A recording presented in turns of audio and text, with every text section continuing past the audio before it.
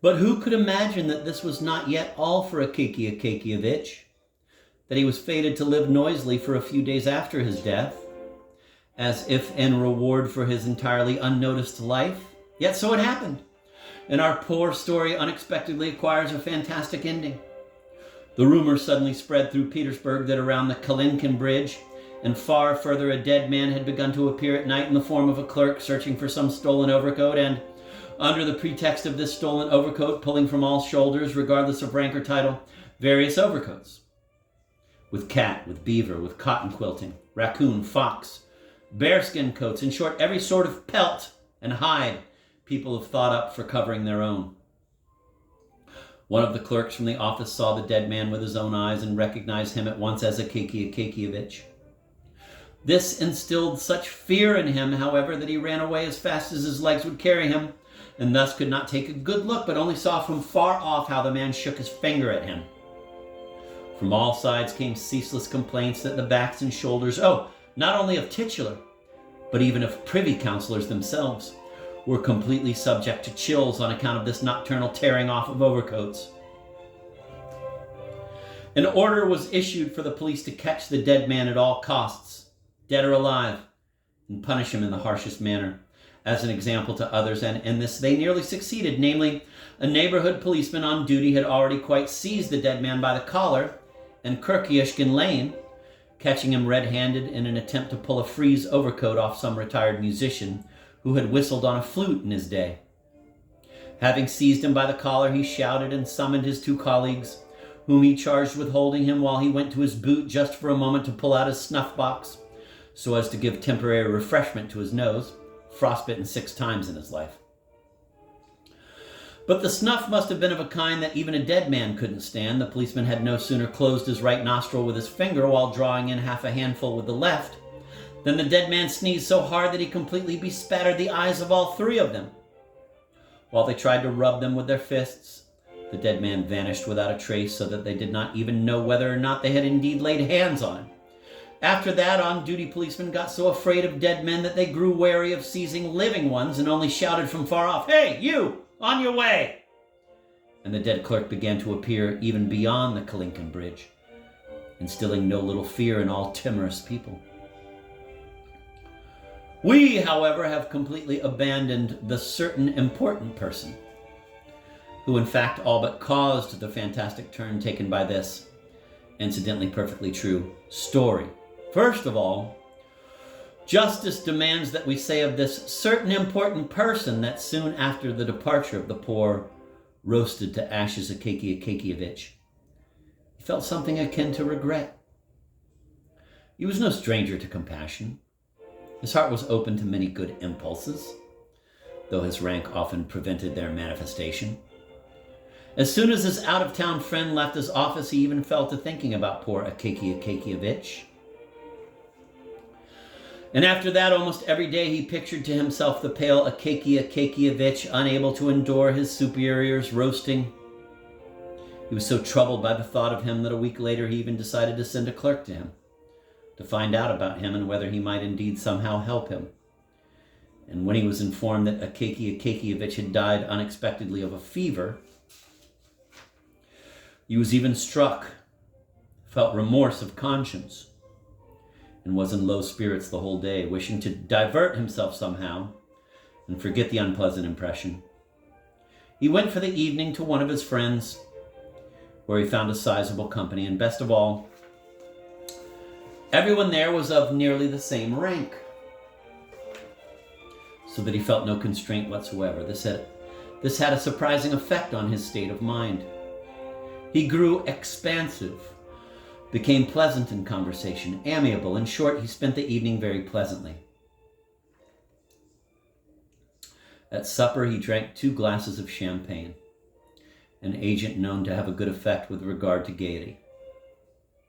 The champagne disposed him toward various extravagances. To wit, he decided not to go home yet, but to stop and see a lady of his acquaintance, Karolina Ivanovna, a lady of German origin, it seems, toward whom he felt perfectly friendly relations. It should be said that the important person was a man no longer young, a good husband, a respectable father of a family, 2 sons, one of whom already served in the chancellery, and a comely 16-year-old daughter with a slightly upturned but pretty little nose, came every day to kiss his hand, saying, "Bonjour, Papa." His wife, still a fresh woman and not at all bad-looking, first gave him her hand to kiss, and then, turning it over, kissed his hand. Yet the important person, perfectly satisfied, incidentally, with domestic family tenderness, found it suitable to have a lady for friendly relations in another part of the city.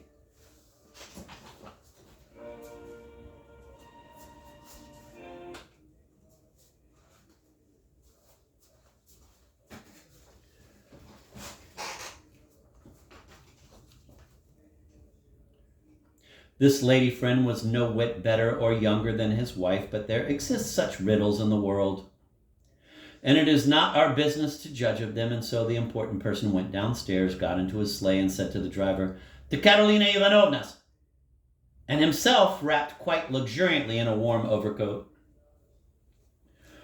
remained in that pleasant state than which no better could be invented for a Russian man, when you are not thinking of anything, and yet thoughts come into your head by themselves, each more pleasant than the last, without even causing you the trouble of chasing after and finding them. Wow.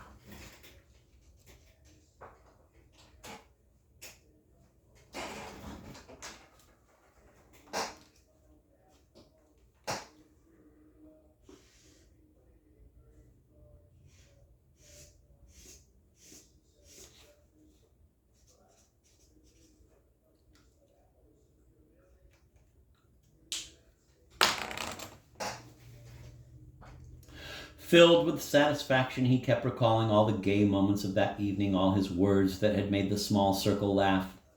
He even repeated many of them in a half whisper and found them as funny as before, and therefore it was no wonder that he himself chuckled heartily.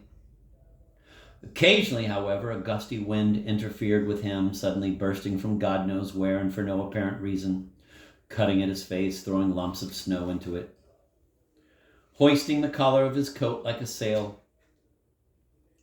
or suddenly, with supernatural force, throwing it over his head, thereby causing him the eternal trouble of extricating himself from it.